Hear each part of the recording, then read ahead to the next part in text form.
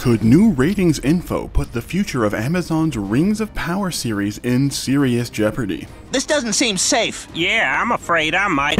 It's no secret that Prime Video is desperate for a huge fantasy hit, with The Wheel of Time Season 3 on the way sometime soon, and the company spending an estimated $1 billion a season on The Lord of the Rings of Power.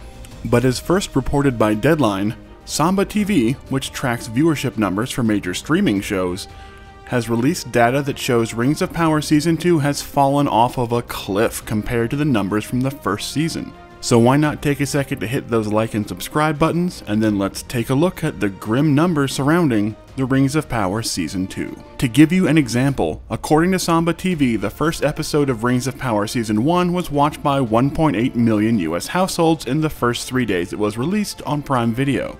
In comparison, the first episode of Season 2 was watched by barely over 900,000 households in a 4-day window after its initial release, meaning Rings of Power has lost more than half its audience from Season 1. Now, one quick caveat, and that Samba does not count mobile devices for its data, so there's not really a complete picture yet, but especially for hour-long episodes of epic prestige fantasy shows, the vast majority of viewing is done sitting on the couch and watching it on your TV.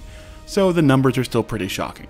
In fact, Amazon has not released any official viewership data for Season 1 yet either, besides saying that the first episode of Rings of Power Season 1 was their biggest premiere viewership ever. And to be fair, according to the Nielsen streaming charts, Rings of Power Season 1 got over 1.25 billion minutes viewed in its first week of release, and then went on to largely dominate the streaming charts for its entire run. Nielsen hasn't released any viewership data yet for Rings of Power Season 2, but based off the Samba TV numbers, which use an even bigger sample size than Nielsen does, expect to see a massive fall off there as well. So what do these numbers mean for the future of Rings of Power? Well, it appears that fans who got turned off by the end of Season 1, which saw the show lose almost 2/3 of its viewership, have not come back to give the show another chance in Season 2. But with nearly $2 billion already invested in the show, can even a substantially cheaper Season 3 save the Rings of Power if these viewership numbers keep falling off?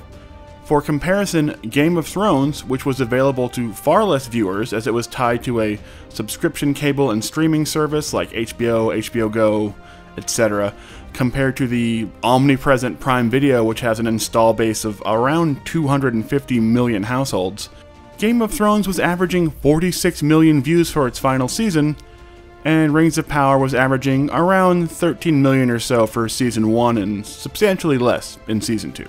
And that Season 1 viewership was forced to compete with House of the Dragon, whose first season launched at nearly the same time, while Season 2 has had no such competition and appears to be falling off substantially harder than Season 1.